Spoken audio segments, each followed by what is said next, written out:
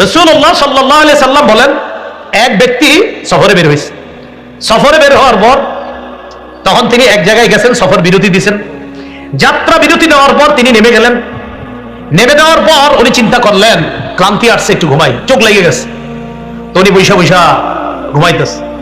চোখ খোলার পর উনি দেখেন ওনার বাহনটা, ওনার খানা পানি সব হারায় গেছে, কোথায় যেন চলে গেছে। উনি চিন্তা করলেন, আমার এখন কি করা? আমি যেখান থেকে রওনা করেছি সেখানে যাইতে গেলে যেই পরিমাণ খানা দরকার, বাহন দরকার, পাথেও দরকার, ওই পরিমাণ খানা পানি বাহন আমার কাছে নাই। তার মানে আমি গেলেও মারা যাব। সফরে যেখানে রওনা করছেন ওই পর্যন্ত যদি আমি যাইতে হয়, সেখানে গেলেও আমি যেতে পারবো না, খানার অভাবে সেখানে গেলেও আমি মারা যেতে পারি। উনি কি করলেন, ওখানে বসে রয়েছে, ওখানেই মারা যাবেন। এই চিন্তায় সিঁড়িতে এখানে বসে আছেন। বসে থাকার পর বৈশা বৈশা উনি ঘুমাইতেছে আবার, কারণ ওর টেনশন হলো আমি খানা পিনার অভাবে এখানেই মারা যাব। হঠাৎ উনি চোখ খুলছে, চোখ খোলার পর দেখে ওনার হারিয়ে যাওয়া বাহন, খানা পানি পাথেও সব উপস্থিত হয়েছে। উপস্থিত হওয়ার পর উনি কেমন খুশি! হাদিসে আছে বিশিদ্দাতিল ফারহি, খুশির অতি সহ্যে উনি আল্লাহকে বলে ফেললেন, আল্লাহুম্মা আনতা আবদি ওয়া আনা রাব্বুকা। আল্লাহকে বললেন, আল্লাহ আপনি আমার বান্দা, আমি আপনার রব। হ্যাঁ, এটা কেমন হয়ে গেল না কথাটা? কিন্তু আসলে ওনার মাথা ঠিক নেই।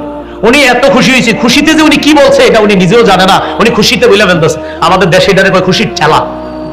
খুশির ঠেলায় আল্লাহরে বলে ফেলতেছে, আল্লাহ আপনি আমার বান্দা, আমি আপনার রব। আসলে বলতে এমন যে আল্লাহ আপনি আমার রব, আমি আপনার বান্দা, এটা না বলে ফেলছে আল্লাহ আপনি আমার বান্দা, আমি আপনার রব, এমন কথা বলে ফেলছে। তো আসলে কেন বলছে? খুশির কারণে ওনার মাথা ঠিক ছিল না।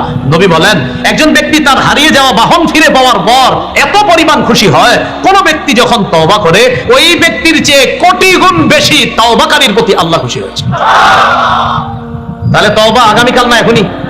এখনই। সহিহ মুসলিমের বর্ণনা, রাসূলুল্লাহ সাল্লাল্লাহু আলাইহি সাল্লাম বলেন, ইন্নাল্লাহা লা ইয়াবসুতু ইয়াদাহু বিল-লাইল লিয়াতুবা মুসিউন নাহার।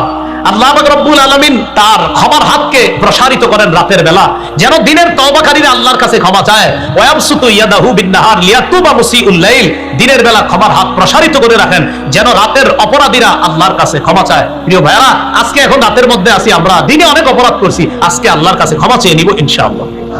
ক্ষমার আশায় বারবার আল্লাহকে ডাকা, ক্ষমার আশায় বারবার আল্লাহকে ডাকা।